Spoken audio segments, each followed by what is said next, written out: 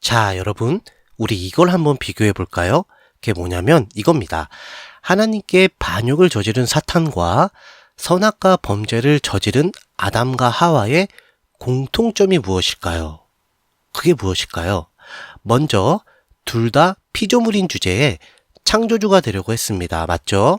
곧 지극히 높으신 창조주 하나님이 되려고 반역을 한 사탄과 눈이 밝아져 선악을 아는 창조주 하나님과 같이 되려는, 그래서 선악과를 먹은 아담과 하와, 결국 둘 다 하나님이 되려고 했지요. 그죠?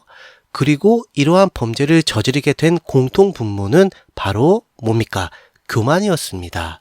결국 사탄과 아담과 하와는 모두 교만이라는 죄성으로 반역이라는 범죄를 저지른 공동 전범이 된 거죠. 그러니까 공범이 된 거죠.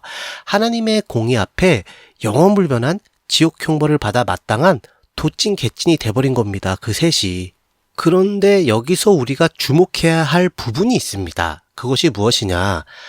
여하튼 어찌 되었던 이 범죄를 저지르고 난 뒤 그 둘을 대하는 하나님의 마음과 태도는요, 천지차이였습니다. 곧 극과 극의 정반대였죠. 첫 번째, 사탄에게는 눈곱만큼도, 아니 털끝만큼도 아예 0%로 용서가 절대 결코 없었어요. 그냥 바로 지옥행이었습니다. 지금 보시는 베드로 후서 2장 4절에 그 내용이 아주 잘 기록되어 있죠. 용서하지 아니하시고 지옥에 던져 심판 때까지 지키게 하셨다. 그러니까 무슨 말이냐면 교만의 반역으로 인해 시쳇말로 얄짤없이, 그냥 얄짤없이 곧바로 지옥 급행열차에 태우셨다는 겁니다. 단언컨대요, 사탄을 비롯하여 그와 함께 동반 타락한 천사들은 회개의 기회조차 전혀 없다는 겁니다. 무조건 영원불변한 지옥 형벌을 받게 된다는 거죠. 그런데 두 번째, 반면에 아담과 하와 곧 사람은요, 사탄과는 완전히 달라요. 완전히 달라요. 누구든지 자기 죄를 회개하고 오직 예수 그리스도의 십자가와 부활의 복음을 믿기만 하면 그 즉시 예수 그리스도와 하나로 연합되어 예수 그리스도의 십자가를 통해 죄인으로서는 죽고 예수 그리스도의 부활을 통해 영생을 소유한 하나님의 자녀로 다시 태어나는 거듭남의 구원을 받게 된다는 겁니다. 즉 하나님께서 너무나도 용서하시길 원하신다는 것이에요. 사람을요. 여러분 어떠세요? 우리가 역지사지로 사탄의 입장에서 이 사실을 생각해 보면 기분이 어떨까요? 정말 세상에서 가장 원통하고 억장이 무너질 듯이 격하게 억울하지 않겠습니까? 그리고 그런 사람을 볼 때마다 너무 분하고 시기나고 질투나고 극대노하지 않겠습니까? 아니 저놈들하고 나는 똑같은 교만으로 반역이라는 범죄를 저지른 공범인데 아니 왜 저것들은 예수 그리스도의 십자가와 부활의 복음을 통한 구원을 받을 수 있는 길을 열어주시고 우리는 그냥 가차없이 닥치고 예수 그리스도께 오직 심판만 받아 닥치고 지옥행이냐, 닥돌하고 지옥행이냐.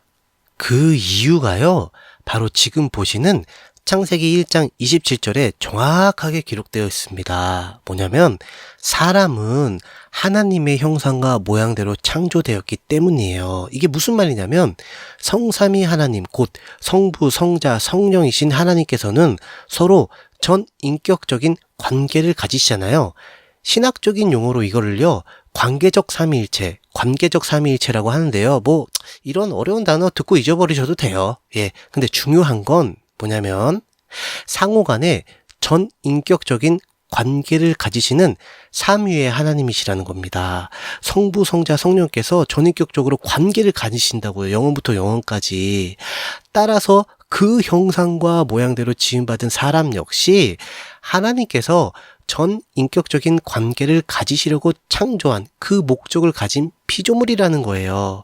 그 관계에는 뭐가 담겨 있습니까? 은혜, 사랑, 긍휼, 용서, 자비 등등이 포함되어 있지 않겠습니까? 사람은요, 이걸 하나님께 적용을 받을 수 있는 그 자격이 있는 그 목적대로 지음받은 피조물인 것입니다. 그런데요, 사탄 같은 천사는 달라요.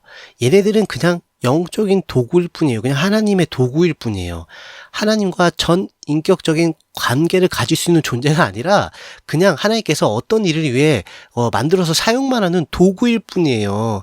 그 일은 바로 사람을 섬기라고 만든 도구일 뿐이라고요. 지금 보시는 히브리서 1장 14절에 잘 나와 있죠? 그래서 사탄 그리고 그와 함께 동반 타락한 천사들은요. 하나님의 용서 이딴 거 절대 없습니다. 적용받을 만한 자격이 없어요. 그냥 용도에 어긋나면 폐기 처분받는 도구와 같은 존재일 뿐인데 그 폐기 처분받는 장소가 뭐냐면 영원불변한 지옥 형벌인 거예요. 그래서 하나님께서는요. 사람의 모습으로 이 땅에 오셔서 사람을 대표하여 타락한 천사를 대표한 게 아니라 사람을 대표하여 사람을 위해 사람이 되어 십자가에 못 박히신 겁니다. 이것을 우리가 생각할 때요.